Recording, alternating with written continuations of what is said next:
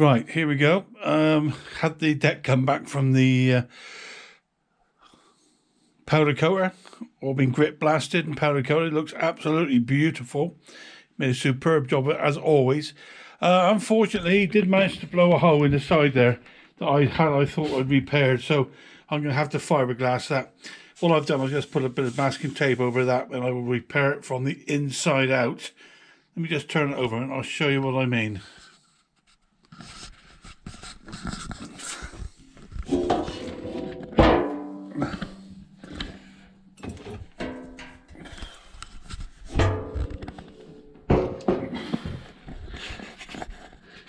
There, so as you can see now, hopefully I can get you in close enough.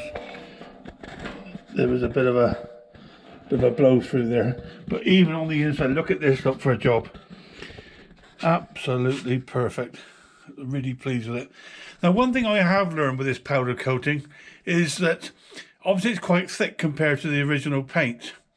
So what I do nowadays, and I haven't done it yet, but on these axle mountings you see there and over here, I will run a Dremel there with a grinder on it just to take off the excess powder coating, so the axle will actually sit in there. I had lots of problems with it before when I couldn't get the axle to fit. For the life I couldn't understand why. That's the reason. Also on the front,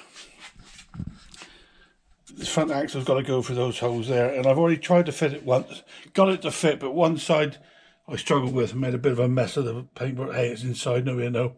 So again, what I'm going to do is just get a Dremel just to clear up these edges here, so that the axle, where it is here, that will fit in there. Okay, because it's spring loaded. So that's where we are.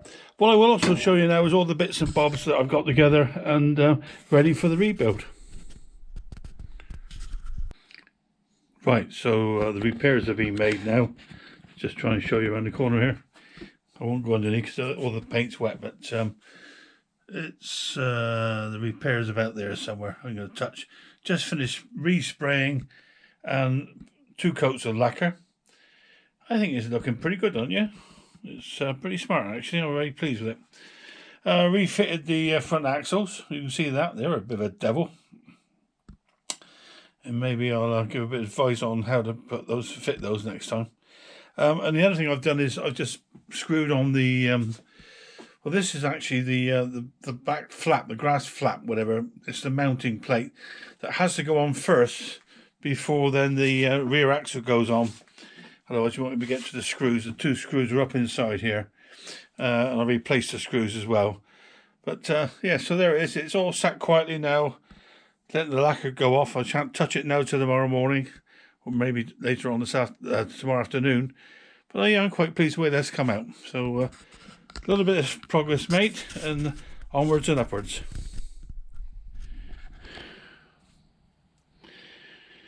Further progress. So it's been painted now. I've done the repair.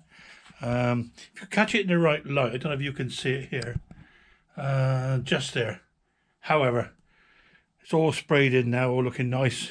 I managed to make a few marks and stuff. Okay, so I've now the back wheels are back on, and the gearbox obviously, together with the adjuster. I'm still struggling with that a little bit, but never mind. Got the height adjustment sorted out. That was a bit of a pickle as well, quite frankly, but hey, whatever.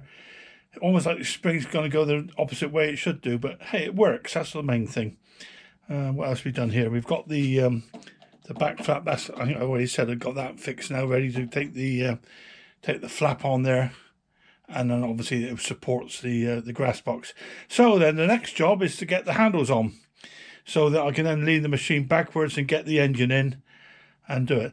Now the only thing I did have a problem with the drive cable. I ordered a brand new drive cable. The old one was badly crimped and broken, in fact. So I bought one. It came the other day, no problem at all. Apart from it had the famous butterfly. That's the only way I can describe it. Connector on it, and on this one, the original one just had, and I will show you because I kept it just in case. Here's the original one, as you can see, had just the the end crimped on. So I've had to cut the, there it is there, cut it off. And what I have done now, I've strengthened it all up with, because I have tried it, it does work. I've just put some tape around and give it a little bit of bulk. And it works very well. I'd be very careful not to cut the cable actually. And it's fine, no problem. Had to drill out the hole because of the powder coating, but that's been done now. So the next way forward is the engine in, I think. And then we're going to go from there. We're getting there, slow but sure. It should look pretty good by the time we finished. God knows I'll ever get much of my money back. Well, I will get my money back, obviously. But just a case of how much. I've now got to work out the angle of the bottom handle, which way it goes up. But I just need to check a few things, then get that bolted on with the special washers. Okay, so that's an update. I'll keep you informed. All the best. Bye-bye.